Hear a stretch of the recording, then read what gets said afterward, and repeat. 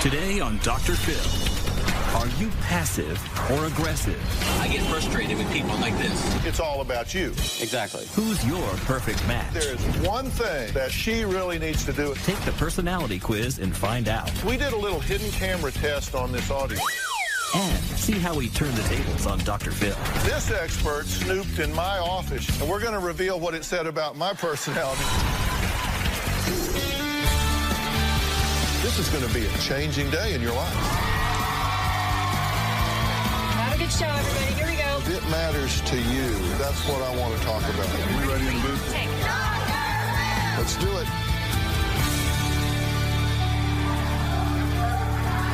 Okay, it's always interesting to know what's going on stage before the show starts. Sometimes Anthony will bring up the party people to get us going, and it's always a certain type of person. I'm going to go out and talk about who it is. Let's see what this says about these folks.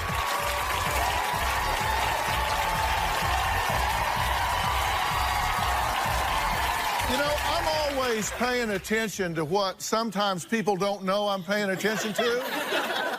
And today we're paying attention to people's personalities. And it's a certain kind of personality that comes up here and dances around. See, all of y'all are likely to be what we call extroverts. You think? I mean, and really 75% of the people are extroverts. They're excellent networkers. They're really assertive, and you guys would be interested to know that the majority of CEOs, the bosses, are extroverts. Politicians are extroverts. People that are leading are often extroverts. And you guys probably qualify for that category right now. Okay, go sit down for a minute. Interestingly enough, I've been paying attention to all of you guys, too. Because today, we just opened the doors and said, sit anywhere you want to sit. Now, there's a fair amount of research, actually, about this kind of thing. And I watched, okay, in the middle are often kind of shy people. They just kind of get where they can blend, right? You don't want to be in front, you don't want to be in back. Those of you close to the exit have seen the show before. Get out of here. Really, people are often in a rush. They go in with the mindset, what's the quickest way out of here when this is over? And then the front, you got extroverts.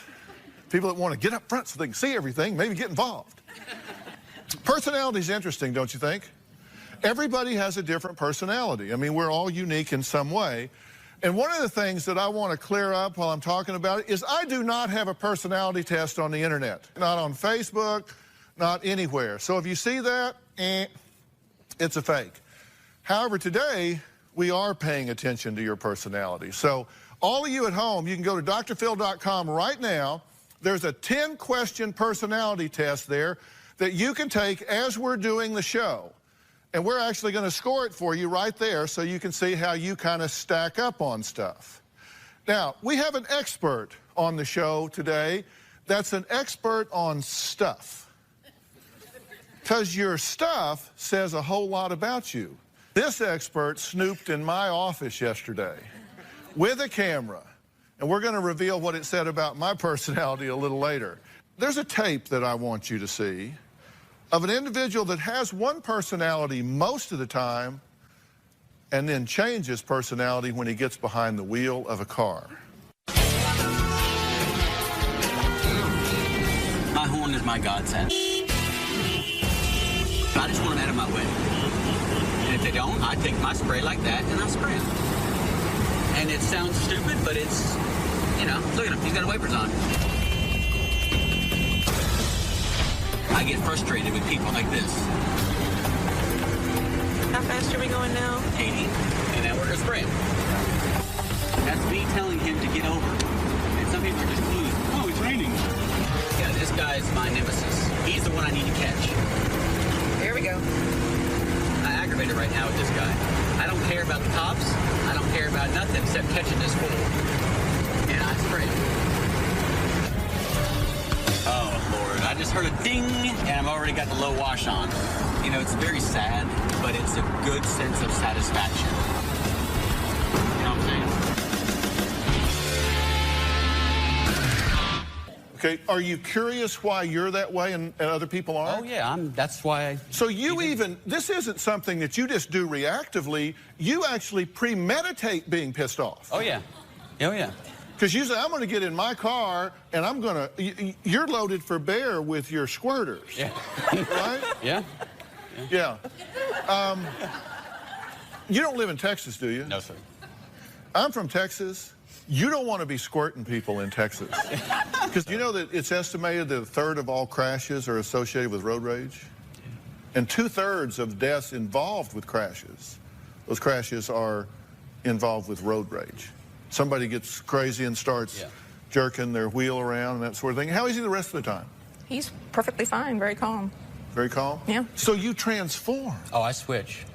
Yeah, I consider myself a gentleman, open the door for my wife all the time and take care of people and do the right thing for people, but I get behind the wheel and I'm a different man.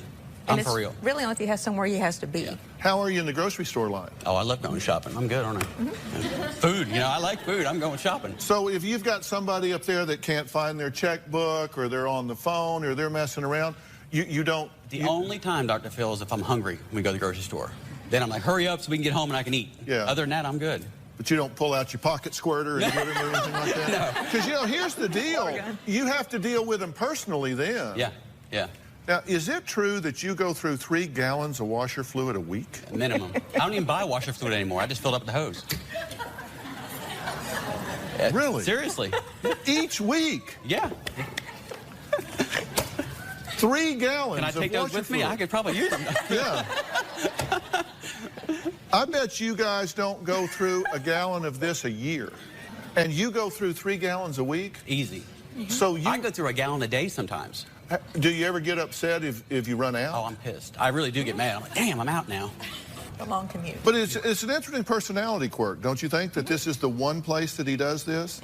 And I've found a common denominator among the people that I've talked to about road rage, and they all seem to have the attitude that the universe revolves around them. Like you have the expectation that when you get on the road, it's supposed to separate like the Red Sea. Because you are the only one with an agenda. You are the only one that needs to get anywhere. You are the only one in a hurry. And we're going to run on. And people should just know that, okay, Brian's on the road, pull over. Pretty much. Is that your attitude? A lot. And I know that speed is a bad thing for me because I did get it pulled over by our lovely troopers. And, you know, when he clocked me, I was going 110. But when he clocked me, I was actually going 120 before. And I didn't even realize it because I get so entrenched in get the hell out of my way that I just floored it. And then I looked down and go, I better stop. And I did get rid of a vehicle. I had a Mustang GT and convertible, and I was going in 133 down the interstate one day with the top down. I didn't even realize it until I looked down and said, this is not probably the wisest thing in the world to do. Yeah. I wasn't with him. Exactly. Yeah. And I understand. That's why I'm here, because I want to understand. But do you realize that you have an unrealistic expectancy set? Oh, yeah. Yeah, I do. That you pull onto the road thinking, this is supposed to be about me. They should know Brian has arrived. We're now going to run my speeds, my agenda, my traffic pattern, and that is amazingly egocentric. I mean, that's just totally about you. Oh, I totally understand. The thing I get frustrated with, and I allow myself to get frustrated with, is when I see people texting, eating, driving with one knee, and I take that personally for some reason. Because that's dangerous. But I don't see Unlike what I'm driving doing 133, exactly. Yeah. which... Yeah, exactly. Which is much safer. Exactly. Yeah. And I don't necessarily agree. I'm just sharing with you, this is my experience. Okay, so you have one set of standards to which you measure yourself and another set to which you measure everybody else. Again, it's all about you. Exactly. It's okay if you do something stupid on the highway. It's not okay if they do something stupid. It's not okay, but I don't judge myself. Did you squirt yourself? Yeah, that's what I'm saying. I didn't squirt myself. Yeah. You should dump this on your head next time you go 133. Yeah. You get my point. Yes, sir. If you want to change this, you got to do a couple of things. One, you have to adjust your expectancy set. I mean, come on. I live in L.A. Oh, I could. This is, you would be a serial killer. I'd be dead. One day. I'm telling you, you've got to adjust your expectancy set. All right? Now, we're going to be talking more about personality as we go along. And the test that has become an online phenomenon, you're going to see what that is in a few minutes. You're going to find out if it's real or if it's kind of controversial as well, right after the break.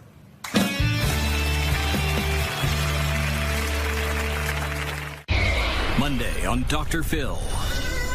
When Noah throws a tantrum, I feel like a failure of a mom. What do you do if you have a child that acts like a brat? Whether you have one holy terror or triplets. Get up in that bed! Hush! Why are you yelling all the time? I don't think I yell all the time. We have a lot of tape. They're saying the blessing! Bow your head! You can brat-proof your child. You want to know the #1 thing you're doing to sabotage this child's future?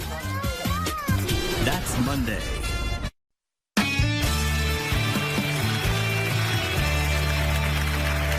Okay, I want you to look at this dancer spinning. Now, some of you may have seen this before.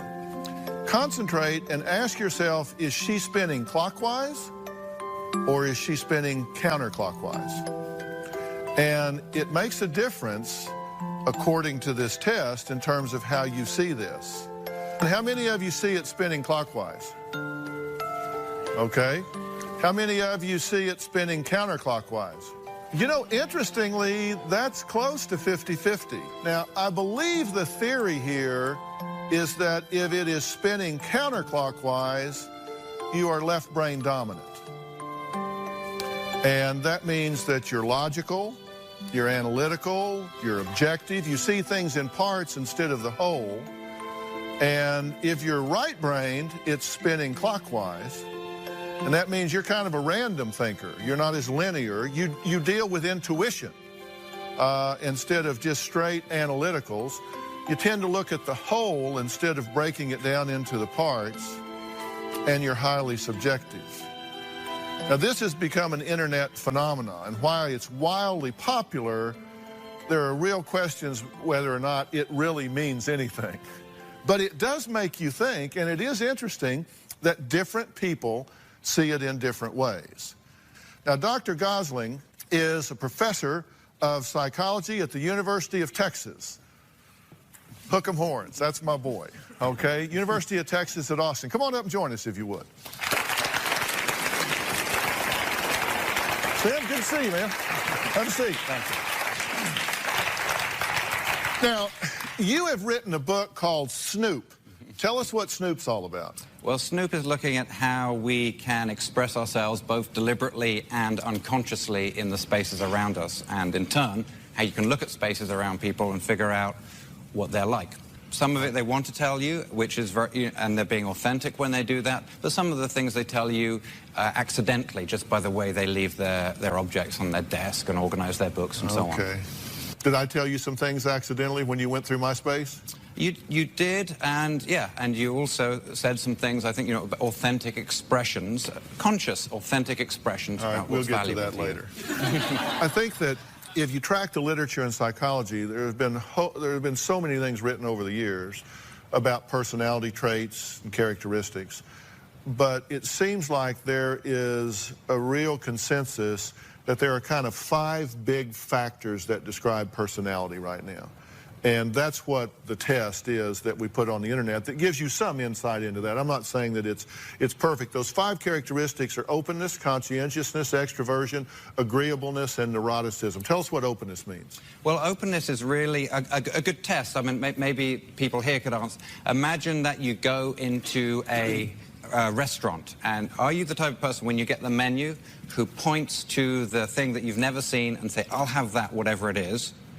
Or are you the sort of person who says, actually, I don't even need to open the menu, I'll have the spaghetti, I like what I know what I like, bring me the spaghetti. Yeah, but what if you order something you never had and it's got snails in it or something? Then you'd be in real... So I wouldn't be open if I wasn't willing to do that. That's right. That's one of the dimensions. Some people don't care, right. All right, conscientiousness. What are you talking about there? So conscientiousness is more about people who think before they act, they plan. Are you the sort of person who only replaces the toilet roll when it runs out? Or do you get some beforehand? So planning ahead. Now, we met some extroverts up here, and most everybody knows what extroversion means. I mean, is there anything that's more subtle other than just the outgoing, engaging aspect?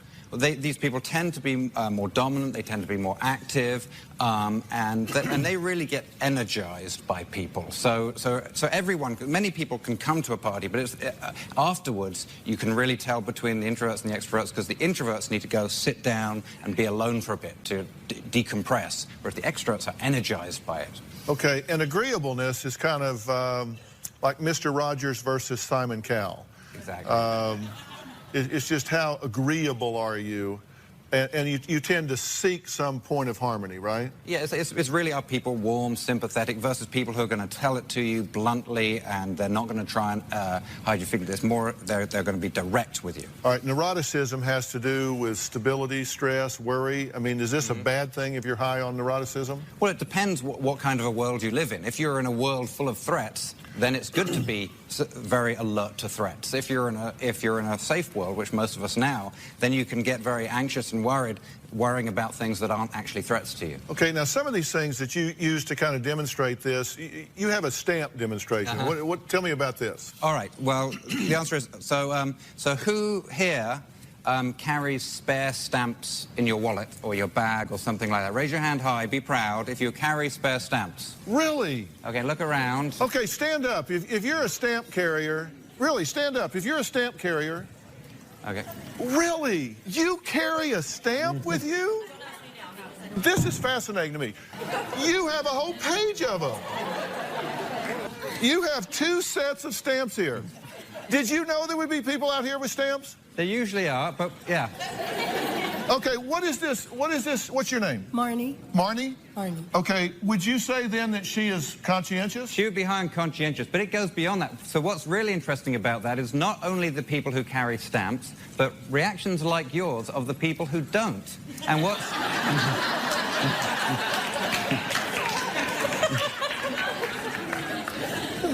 and why it's interesting... Who the hell does he think he's talking to? No, what do you mean? Well, what it shows you is that personality is not only what we do, like carry stamps, but it's also how we perceive the world. And I always have this effect, is the people who do carry stamps can't believe the people who don't. They think, well, what happens when you need to mail a letter? They're kind of like... Do you consider yourself a conscientious person? Uh-huh. So are you kind of planful? Sometimes.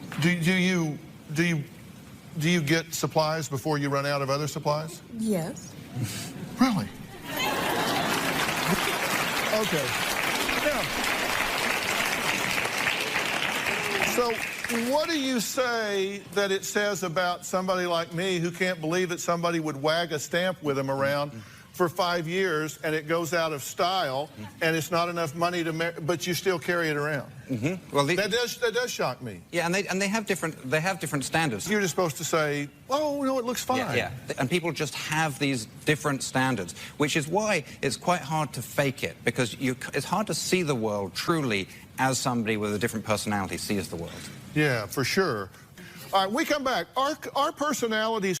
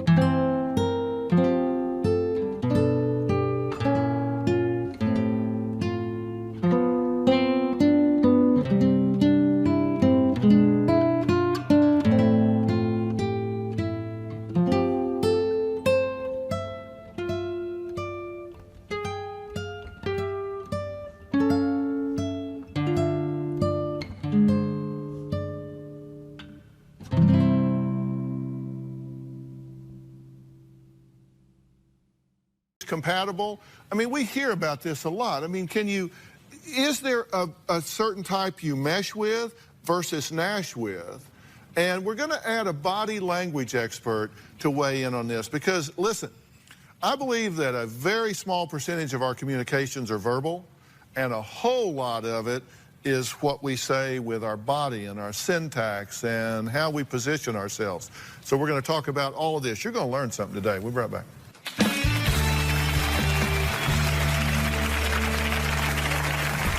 Now, here we see he's looking at another woman. Look at that face. She is not happy. She's going, what? What are you doing? My name is Darcy. I've been dating Craig for about 7 months.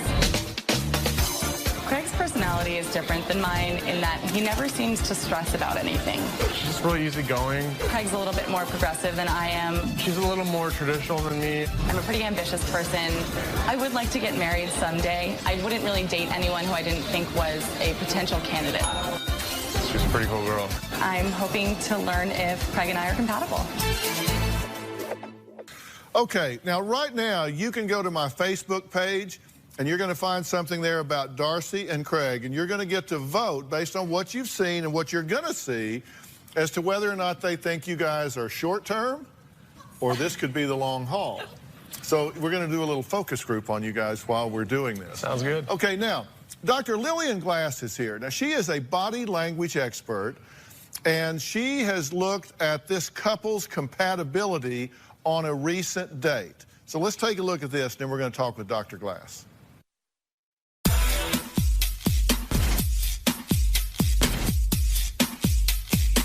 When they're walking in, there's a little bit too much distance between them. And that's not a great sign, especially with a couple that's been together only 7 months. You want to see them closer together. You can see right here, she's really uncomfortable. I don't think this is a girl that likes to eat much. One of the things that is comfortable, their feet are pointed right towards each other. They really are into each other, definitely. And look at her eye contact, and look at his eye contact. They're looking right into each other's eyes. They're really connected. I hate food. Okay, what did I tell you? And you can tell she hates food. An angry hand says a lot. Is the tuna good? Now you see she's closing her mouth. No, I don't really want tuna. But she'll go along with it because she's agreeable. She doesn't speak up. She keeps it in. But her body language, her facial expression says it all. Now, here we see he's looking at another woman. Look at that face. She is not happy. She's going, what? What are you doing? I'm cuter. She's going to be agreeable, but she's not liking this. How's everything taste? It's really good. Look what just happened. This is really good, yeah. She says yes with her mouth, but her body language says no. It's horrible. She bites her lip. And when you bite your lip, that means you don't want to say a lot more. She doesn't like this too much. He's speaking up. He's telling it like is. She doesn't want to make waves. But that could be a problem in their relationship. Start and stop and like, wait, no. Yeah. Dad, I stutter. Okay, now, the fact that she stuttered, it's kind of like she's vulnerable. And so he touched her. Kind of, that appeals to him. He finds that a turn on, as you can see. This is a great couple. They're very accommodating to one another, but there's something major that she needs to work on. All right, now.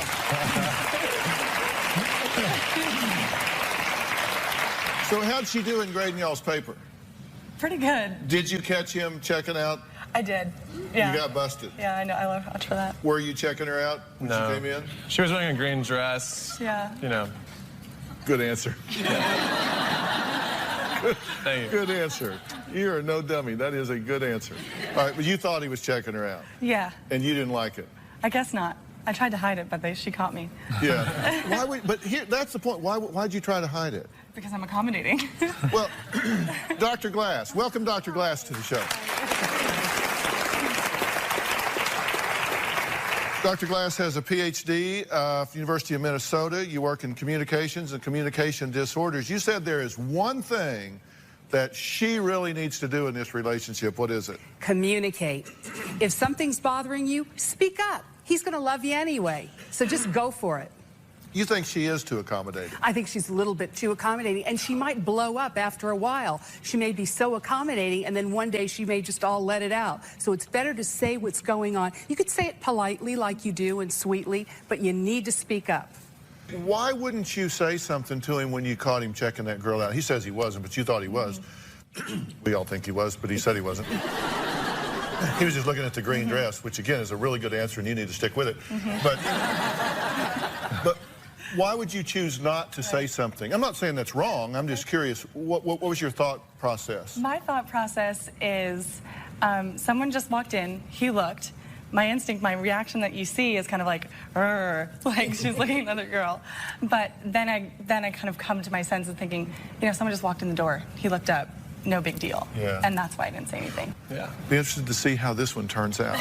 All right, next, we did a little hidden camera test on this audience. You're going to find out what that was when we come back.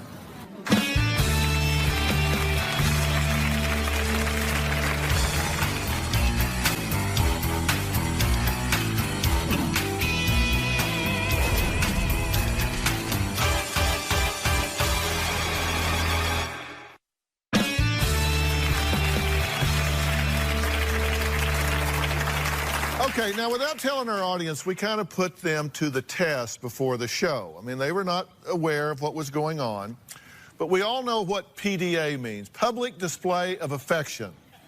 Now, we put a couple just outside in the audience holding area, and, well, we let them get frisky. Let's see how it went.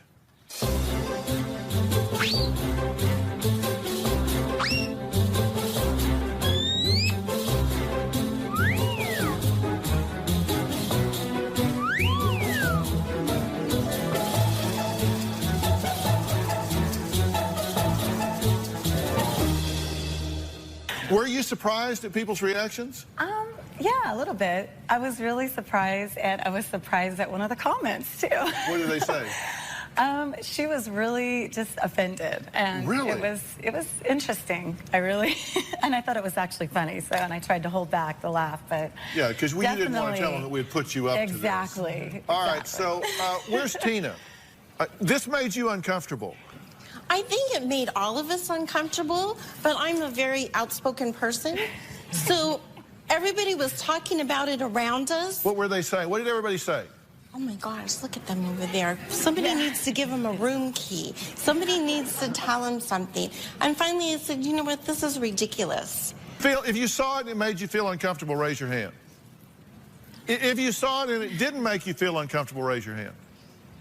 Really? Well, that's about 50-50. Now, John's our fire marshal. He's over at the podium. John, what was your reaction to this?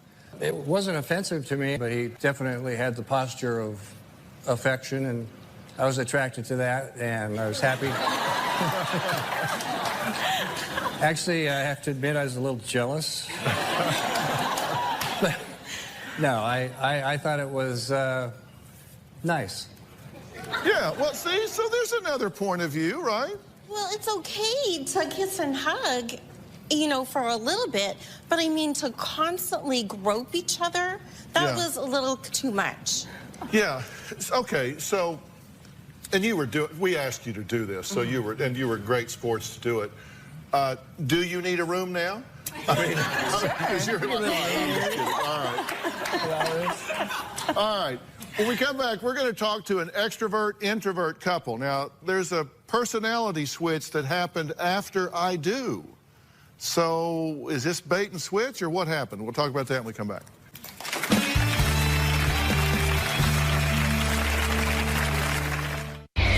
Tuesday on Dr. Phil. A teen mom. You feel like the thing to do is to keep the baby. Abortion. That's the first thing you said was abortion. A concerned family. They're not capable of being parents. I haven't done anything to them. Well, you got the daughter pregnant. Who should raise this baby? If you guys want to reconnect with her, you couldn't be driving her more to him if you were chasing her with a stick. That's Tuesday. Then on Wednesday. They've dated for over 3 years. I want to see a ring on my fingers or goodbye. He says he's not ready. I've been burned. I do not want it to happen again. Will he commit or quit? You need to make up your mind. You gonna marry this girl? And a wedding shocker. You found out you married somebody that was still married. With an unbelievable twist. Are you still intimate with him? That's Wednesday.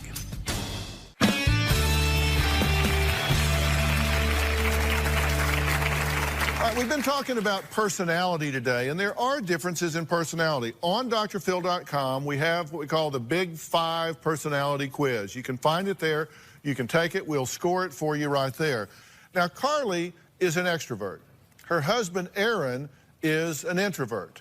Their personalities clash sometimes, true? Mm-hmm. Now, you guys differ on a lot of different points.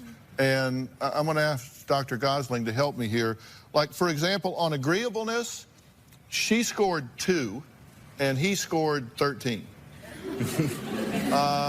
What does that suggest in terms of interaction pattern? Well, the real difficult pattern is if somebody is actually low on agreeableness and at the same time likely to say things. It's kind of dangerous because you have somebody who's willing to say things directly and will say them, and then the other person who won't communicate backwards. And so it's a sort of it's the sort of classic bad combination which yeah, needs well, to be on addressed. agreeableness you scored 2, and on extroversion you scored 16. And on agreeableness you scored 13, very agreeable, and on extroversion you scored 7. So you don't say a whole lot, you're not as outgoing, but you're highly agreeable. But you're not very agreeable and highly extroverted. So what do you do about this? Did he switch after you married? Oh, yeah. How so? Well, I don't know if it is, but you know, when you're dating, you talk a lot because you don't know anything about each other. So you end up talking and sharing about your childhood and just getting to know each other. And we would do more things and see more people, and he would talk and, you know, interact better. And then, you know, then we got married and had children. And I don't know if it's just, if it's the stress of everything else that he just doesn't want to think about it. I don't know. Yeah. Did you change after you got married? Were you putting your best foot forward and then you relaxed? Yeah, I got into a comfort zone, into where I wanted to, you know, this is where I want to be. You know, this is what I've strived all my life to be. You know, I'm married, have a beautiful wife, you know, nice place, you know, beautiful children we're raising and stuff, and it's just like on autopilot, just sitting there. It's like, okay, we can just, you know, cruise through life now. We're good. I've worked hard to get where I'm at. You know, let's try to maintain that. Yeah, well, you're honest. You know, this is kind of like a garden. You can put a lot of work into creating a garden, and you can plant it, and you can water it, and you can get it going. Then you go, wow, I got a great garden. You can go back up to the porch and sit down. But if you don't tend it, it's going to fall apart on you, right? It'll just be swallowed back up by the earth. I mean, weeds will take over, it'll dry up, it'll blow away. I mean, that'll be a real problem. You can't just say, oh, I've arrived, I've got what I want, I'm now where I want to be, so I can just go on autopilot. That, I mean, you got to know that won't work. Yeah, no, that's slowly coming to realization. That, yeah, well, let's speed that up. You want him to plug back in, true? Oh, yeah, I want to. I'm also a stay-at-home mom, so it's nice to have a conversation with an adult where I can communicate and talk and laugh, you know, and... Yeah. All right, so Dr. Glass, what do you read body language-wise right now? It's interesting because when I first saw them sit down, she was very affectionate. She leaned towards him. She put his hands on him, and he just completely ignored her. He wasn't receptive to her affection. And that's a big thing because it has to be mutual. When she touches you, you've got to touch her back. You've got to connect with her. He's also nervous, too. Well, see, you're very agreeable. You're very agreeable. But still, we're not picking on him or making him wrong because he's a great guy, and he said you were beautiful, and he loves you and wants to make this work. And that's the beautiful thing. He told Phil that he wanted to make, Dr. Phil, that he wanted to make this work. And one of the ways you can make this work is to be more affectionate to her when she touches you, when she communicates with you, when she looks at you. And that's really what we're talking about. And I think that could be a great step in the right direction. Thank you.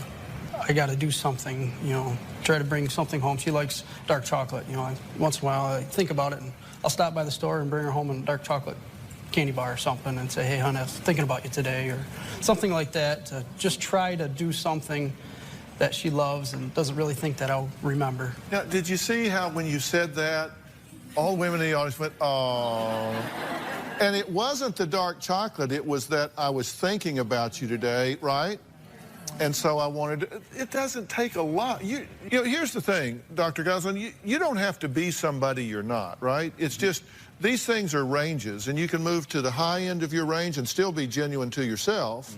But that means you got to have some flexibility, though, right? Right, and there is a strong genetic component to all of these traits, but there's still a lot of room for variance within that. You're never going to have somebody become a complete extrovert who's an introvert, but there's room to change one's actions, if not your personality. Okay. All right, next, we're going to get to it and see what your stuff says about you. What a spy snooping around my office found out about me. We're going to talk about that next. We're right back.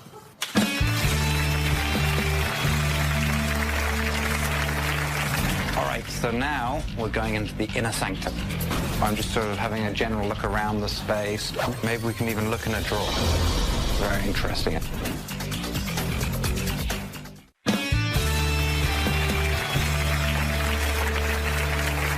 All right, Sam Goslin is the professor of psychology at UT Austin, and he snooped around our staff offices last night to see what he could conclude about some of the people that work here. Take a look.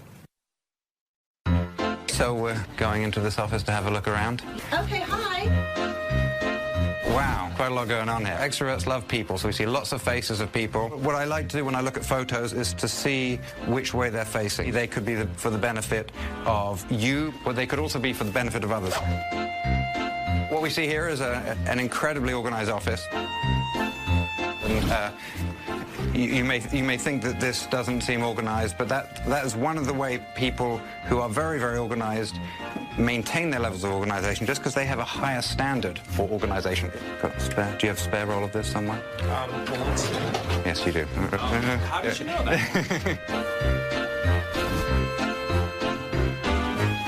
This is interesting because even before you get in the office, you're already learning things about the person. This is classic identity claims. This is making statements to others. You are entering a positivity zone. And indeed, that's consistent with what happens when you come in. This is an inviting, comfortable, calming place. It's also very, very inviting. It's not super inviting. This looks like quite a sort of a hard-nosed place. We also see the hula girl there, and so that says there's also a little bit of quirkiness. It sort of reminds me of the bad guy in the James Bond movies. The bad guy in the James Bond movies. It's interesting, that's Rich DiMichele, who's in charge of money and budget at the show. He says no to more people about more things than anybody. So, Rich, what's up? Did he nail you? I think he did, yes. It's, it made me very nervous. I wasn't quite sure why he was in my office, snooping around. What did you see that said hard-nosed? Well, there wasn't really any sort of thing that made you comfortable there. There wasn't much in the way of softness or of a lot of people, personal reminders. There was a baseball bat in one of the lying around. Whatever's necessary. So nothing said come and stay, right? No, yeah. It just basically said get out. Okay, well, Dr. Goslin checked out my office as well.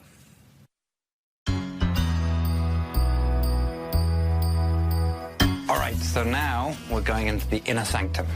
At this point, I'm just sort of having a general look around the space. This is a very, very male office in the sense that there is a lot of evidence for accomplishment, a Distinguished Alumnus Award, presidential citation, something the occupant is proud of. We see sentimental things which may have great value, like a tennis racket and croquet set. So there's a lot of interest in athletic memorabilia. So it's not just playing them, it's an interest in sport itself. We're seeing the symbols for thoughtfulness with the chess set. Very interesting. So let's see what Dr. Phil has on the desk. There is some tea, or I'm not sure, maybe it's Dr. Pepper. There's Coke. You see there's these little dog blankets, and it looks like a whole set of dog toys very meticulously placed in the dog toy basket. That there is even a dog toy basket is pretty impressive. So somebody with order, but somebody who also appreciates the companionship of a dog. So there's scholarly connections too, in terms of both the sorts of the books that are here, Jane Austen, the Iliad. Maybe we can even look in a drawer. This drawer goes on forever. It's the one area where it's sort of slightly less formal and it's less traditional, you know, suggests a slight discrepancy and nothing to get worried about. Although this is a very big room, it's also a place where somebody could sort of sit and enjoy their solitude. What we see here is somebody who express introversion, but at the same time can engage very meaningfully with people, especially in a professional context. Uh-huh. Even Robin wasn't safe. She got a little snoop, too. Let's take a look at that.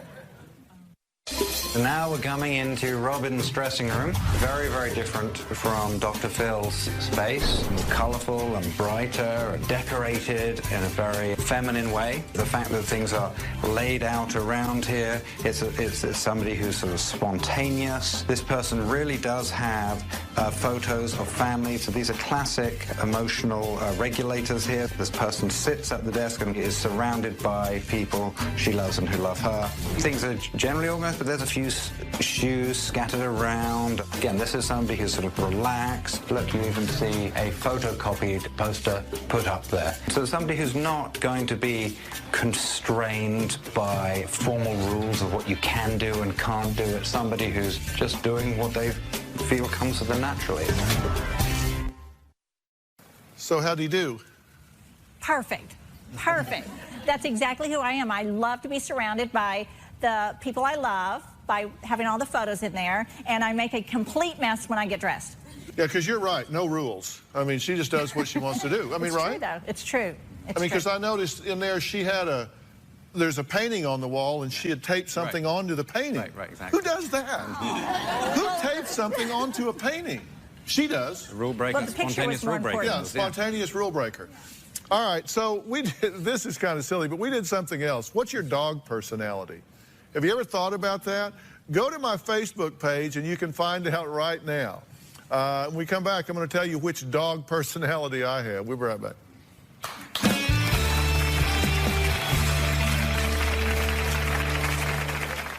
But personality doesn't always have to be about disorders. That's what we want to talk about today. So you can take this quiz and find out where you come down on the big 5 things. And you can have fun with this. Like the one I'm talking about now that we're posting up is just what kind of dog you would be with your personality if you were a dog. I turned out to be a German Shepherd. I'm not sure what that means, but I turned out to be a German Shepherd. And Robin, you were what? Weren't you a Lhasa Apso? Yes. How cute. Look.